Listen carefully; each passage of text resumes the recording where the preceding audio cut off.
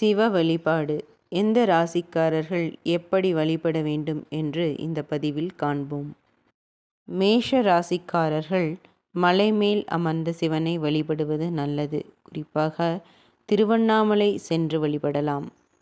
அப்படி செல்ல முடியாதவர்கள் அருகிலுள்ள சிவாலயத்துக்கு சென்று பூஜை பொருட்களுடன் வெல்லம் கலந்த நீரை வைத்து படைத்து பஞ்சாட்சர மந்திரத்தை சொல்லி வணங்கலாம்.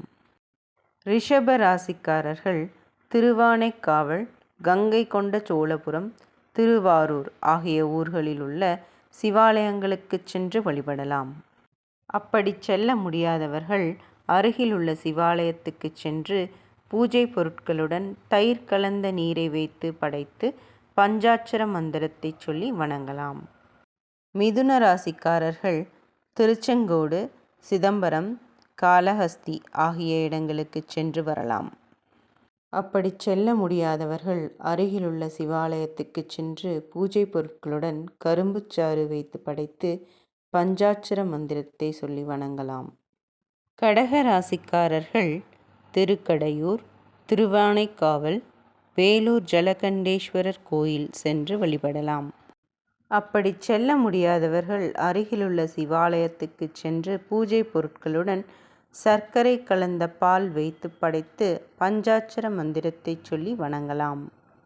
சிம்ம ராசிக்காரர்கள் சிதம்பரம், திருவண்ணாமலை சென்று வழிபடலாம்.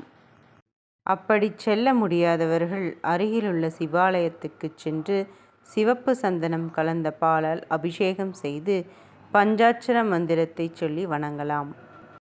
கன்னி ராசிக்காரர்கள் காஞ்சி ஏகாம்பரேஸ்வரர், மதுரை மீனாட்சி சுந்தரேஸ்வரரை வழிபடலாம். அப்படி செல்ல முடியாதவர்கள் அருகிலுள்ள சிவாலயத்துக்கு சென்று பாலாபிஷேகம் செய்து பஞ்சாட்சர மந்திரத்தை சொல்லி வணங்கலாம். செல்வச் செழிப்பு மிகும். துலாம் ராசிக்காரர்கள் சிதம்பரம், காளஹஸ்தி, மதுரை மீனாட்சி சுந்தரேஸ்வரர் கோயில் சென்று தரிசிப்பது மிகுந்த பலனை தரும். அப்படி செல்ல முடியாதவர்கள் அருகிலுள்ள சிவாலயத்துக்கு சென்று பாலாபிஷேகம் செய்து பஞ்சாட்சர மந்திரத்தை சொல்லி வணங்கலாம். செல்வச் செழிப்பு மிகும். விருச்சிக ராசிக்காரர்கள் திருவானைக்காவல், வேலூர் ஜலகண்டேஸ்வரர் கோயிலுக்கு சென்று வழிபடலாம். அப்படி செல்ல முடியாதவர்கள் அருகிலுள்ள சிவாலயத்துக்கு சென்று பூஜை பொருட்களுடன் வெல்லம் கலந்த நீரை வைத்து படைத்து பஞ்சாட்சர மந்திரத்தை சொல்லி வணங்கலாம். தனுசு ராசிக்காரர்கள் திருப்பரங்குன்றம், திருவண்ணாமலை சென்று வழிபடுவது நல்லது.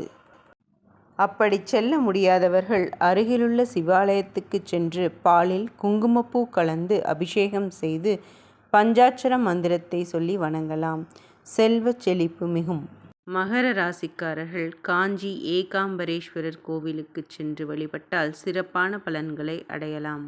அப்படி செல்ல முடியாதவர்கள் சிவலிங்கத்துக்கு நல்லெண்ணெய் அபிஷேகம் செய்வது நல்லது. வீட்டிலேயே பூஜை செய்பவர்கள் பூஜை பொருட்களுடன் வில்வ பழம் வைத்து படைத்தால் நினைத்த காரியம் கைகூடும்.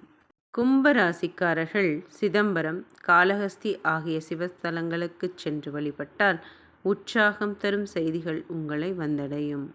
அப்படி செல்ல முடியாதவர்கள் சிவலிங்கத்துக்கு நல்லெண்ணெய் அபிஷேகம் செய்வது நல்லது. வீட்டிலேயே பூஜை செய்பவர்கள் பூஜை பொருட்களுடன் வில்வ பழம் வைத்து படைத்தால் நினைத்த காரியம் கைகூடும். மீன ராசிக்காரர்கள் வேதாரண்யம், ஜலகண்டேஸ்வரர் கோயில், திருவானைக்காவல் சென்று வழிபட்டால் சிறப்பான பலன்களை பெறலாம். அப்படி செல்ல முடியாதவர்கள் அருகிலுள்ள சிவாலயத்துக்கு சென்று பாலில் குங்குமப்பூ கலந்து அபிஷேகம் செய்து பஞ்சாட்சர மந்திரத்தை சொல்லி வணங்கலாம். செல்வச் செழிப்பு மிகும்.